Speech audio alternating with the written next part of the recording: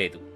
ఇది ప్రపంచ దేశాల మధ్య ఉన్న పాత స్నేహాలు, కొత్త అవసరాల మధ్య జరుగుతున్న పెనుగులాట. అయితే ఈ భీకర యుద్ధం మధ్య భారత్ తీసుకున్న ఒక నిర్ణయం ఇప్పుడు ప్రపంచ దేశాల దౌత్యవేత్తల్ని, రాజకీయ విశ్లేషకుల్ని నివ్వెరపోయేలా చేస్తోంది. మీరు గమనించే ఉంటారు, ఒకప్పుడు భారత్ అంటే తటస్థ దేశం.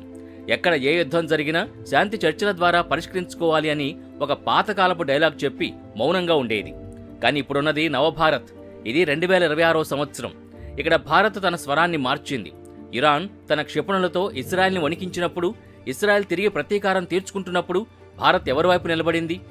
రష్యాలాగా ఇరాన్ భుజం తట్టిందా? లేదా అమెరికాలాగా ఇస్రాయల్కు జయకొట్టిందా? లేదు. భారత్ ఒక మూడో మార్గాన్ని ఎంచుకుంది. ఆ మార్గమే గల్ఫ్ కనెక్ట్. ఈరోజు మనం ఈ వీడియోలో భారత్ అనుసరిస్తున్న ఈ మైండ్ బ్లోయింగ్ పాలిటిక్స్ గురించి, ఇరాన్ వంటి పాత స్నేహితుడిని పక్కన పెట్టి మరీ యుఏఈ, ఒమన్, బహ్రెయిన్లకు భారత్ ఎందుకంత ప్రాధాన్యత ఇస్తోందో పూర్తి విశ్లేషణ చూద్దాం.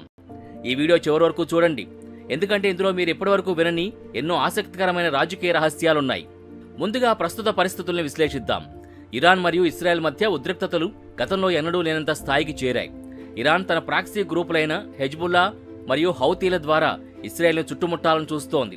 దీనికి సమాధానంగా ఇస్రాయెల్ టెహ్రాన్ గుండెల్లో నిద్రపోతోంది. ఈ యుద్ధం మొదలవగానే ప్రపంచ దేశాలు తమ క్యాంపుల్ని మార్చుకున్నాయి. రష్యా అడుగుజాడలు. ఉక్రెయిన్ యుద్ధంలో ఇరాన్ డ్రోన్లు రష్యాకు ప్రాణవాయువునిచ్చాయి.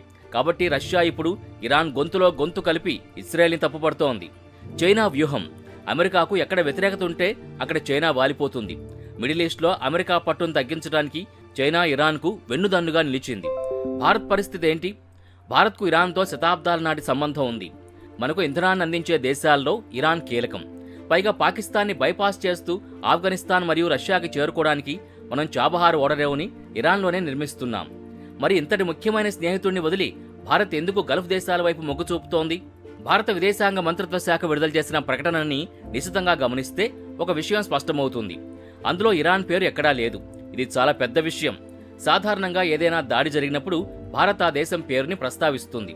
కానీ ఇక్కడ భారత్ కేవలం యుఏఈ, బహ్రెయిన్ మరియు ఒమన్ వంటి దేశాల భద్రత గురించి మాత్రమే మాట్లాడింది. దీని అర్థం ఏంటంటే, ఇరాన్ మద్దతున్న హౌతీ రెబల్స్ లేదా ఇతర తీవ్రవాద సంస్థలు గల్ఫ్ దేశాలపై దాడులు చేస్తే భారత్ చూస్తూ ఊరుకోదు.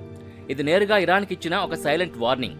పాత స్నేహం ఉంది కదా అని మా వాణిజ్య ప్రయోజనాలకి, మా మిత్ర దేశాల భద్రతకు ముప్పు కలిగిస్తే మేము సహించబోమని భారత్ గట్టిగా చెప్పింది. ఒకప్పుడు భారత్ మరియు గల్ఫ్ దేశాల మధ్య బంధం కేవలం చమురు మరియు కూలీలు అన్నట్టుగానే ఉండేది. కానీ గత 10 ఏళ్లలో ఇది పూర్తిగా మారిపోయింది. దీని వెనుక కొన్ని చారిత్రక వాస్తవాలున్నాయి.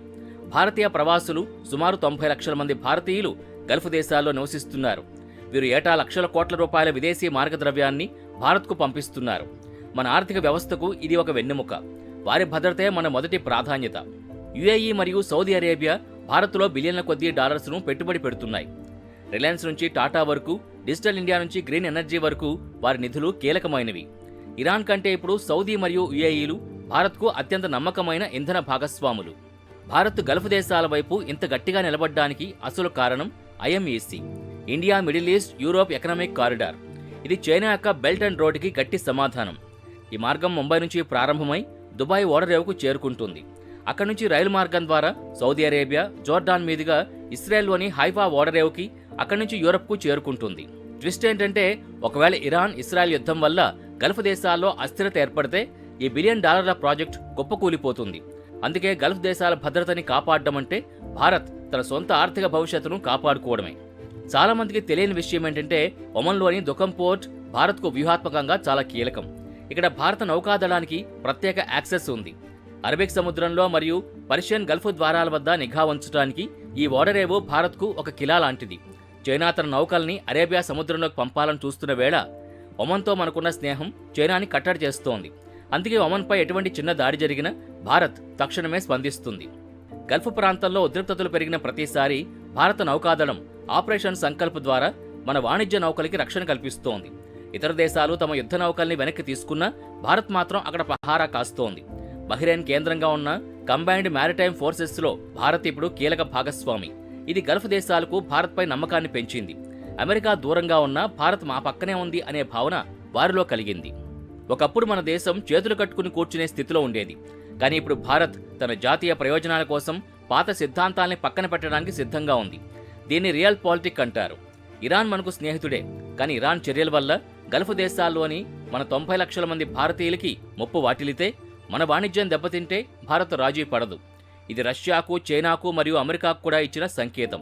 మేమెవరికీ జూనియర్ పార్ట్నర్ కాదు, మేము గ్లోబల్ ప్లేయర్ అని భారత్ చాటి చెబుతోంది. అయితే ఈ ప్రయాణం అంత సులభం కాదు. ఇరాన్ తన పట్ల భారత్ చూపిస్తున్న ఈ కోల్డ్ షోల్డర్ నిర్లక్ష్యాన్ని గమనిస్తోంది. చాబహార్ ప్రాజెక్టును అడ్డం పెట్టుకుని ఇరాన్ భారత్ని బ్లాక్మెయిల్ చేసే అవకాశం ఉందా? లేదా భారత్ తన దౌత్యంతో ఇరాన్ని కూడా దారికి తెచ్చుకుంటుందా? మరోవైపు ఇస్రాయెల్ మరియు అరబ్ దేశాల మధ్య పెరుగుతున్న సత్సంబంధాలు భారత్కి కలిసొస్తున్నాయి. ఈ ప్రాంతంలో భారత్ ఒక శాంతి స్థాపకుడిగా మాత్రమే కాకుండా ఒక భద్రత ప్రదాతగా ఎదుగుతోంది. ఫ్రెండ్స్, గల్ఫ్ దేశాల ఇసుక తిన్నెలపై ఈరోజు భారత్ రాస్తున్న చరిత్ర రాబోయే 100 ఏళ్ల ప్రపంచ రాజకీయాల్ని ప్రభావితం చేస్తుంది. ఒకవైపు యుద్ధ మేఘాలు కమ్ముకుంటున్నా భారత్ మాత్రం తన చాణక్య నీతితో తన ప్రయోజనాల్ని కాపాడుకుంటూ తన మిత్రులకి అండగా నిలుస్తోంది. భారత్ కేవలం ఆర్థిక ప్రయోజనాల కోసమే గల్ఫ్ దేశాలకు మద్దతిస్తుందని అనుకుంటే అది పొరపాటే అవుతుంది. దీని వెనుక అత్యంత కీలకమైన డిఫెన్స్ అండ్ టెక్నాలజీ పార్ట్నర్షిప్ దాగుంది. గతంలో గల్ఫ్ దేశాలు తమ రక్షణ అవసరాల కోసం కేవలం అమెరికా లేదా యూరప్ దేశాలపైనే ఆధారపడేవి. కానీ ఇప్పుడు వారు భారత్ వైపు ఎందుకు చూస్తున్నారు? ఎందుకంటే భారత్ తయారు చేస్తున్న బ్రహ్మోస్ క్షిపణులు, ఆకాశ్ మిసైల్ సిస్టమ్స్ మరియు మన తేజస్ యుద్ధ విమానాలు ప్రపంచ స్థాయి నాణ్యతను కలిగి ఉన్నాయి. యుఏఈ మరియు సౌదీ అరేబియా వంటి దేశాలు ఈరోజు భారతీయ రక్షణ ఉత్పత్తులపై భారీగా పెట్టుబడులు పెట్టడానికి సిద్ధంగా ఉన్నాయి. ఇరాన్ మద్దతున్న గ్రూపులు డ్రోన్ దాడులు చేస్తున్న వేళ భారత్ వద్ద ఉన్న అత్యాధునిక యాంటీ డ్రోన్ టెక్నాలజీ గల్ఫ్ దేశాలకి ఒక రక్షణ కవచంలా కనిపిస్తోంది. అంటే భారత్ ఇప్పుడు కేవలం ఒక వస్తువును కొనే దేశం కాదు, తన మిత్రులకి ఆయుధాలనిచ్చి రక్షించే స్థాయికి ఎదిగింది. మీరు గమనించారా? గతంలో పాకిస్తాన్ వంటి దేశాలు మతాన్ని అడ్డం పెట్టుకుని గల్ఫ్ దేశాలని భారత్కు వ్యతిరేకంగా ఉసిగొల్పేవి. కానీ ఈరోజు పరిస్థితి తలకిందులైంది. అబుదాబిలో గంభీరమైన హిందూ దేవాలయం నిర్మించబడ్డం, భారత ప్రధానికి ఆ దేశాలు తమ అత్యున్నత పౌర పురస్కారాల్ని అందించడం దేనికి సంకేతం? ఇది కేవలం మర్యాద కాదు, భారత్ పట్ల వారికున్న అచంచలమైన నమ్మకం. భారత్ ఒక బాధ్యతాయుతమైన గ్లోబల్ పవర్ అని వారు గుర్తించారు. ఈ దేశాల స్థిరత్వం దెబ్బతింటే అది కేవలం భారత ఆర్థిక వ్యవస్థపైనే కాదు, ఇక్కడున్న లక్షలాది ముస్లిం సోదరుల కుటుంబాలపైన కూడా ప్రభావం చూపుతుంది. అందుకే భారత్ ఈ విషయంలో చాలా స్పష్టంగా ఉంది. ఇరాన్ తన పాత స్నేహితుడైనప్పటికీ మిత్ర దేశాలైన యుఏఈ, ఒమన్ మరియు బహ్రెయిన్ల ప్రాణాల్ని పణంగా పెట్టి స్నేహం చేయడం భారత్కి ఇష్టం లేదు. చైనాని గమనించండి.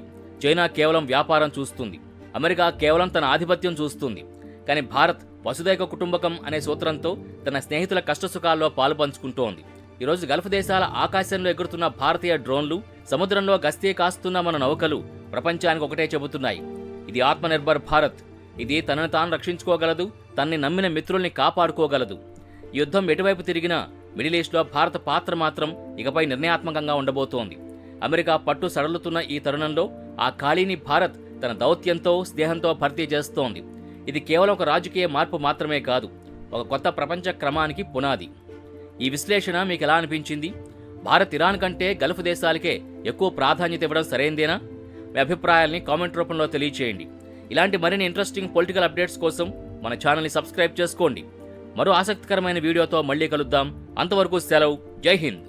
ఇరాన్ ఇస్రాయెల్ యుద్ధం కేవలం 2 దేశాల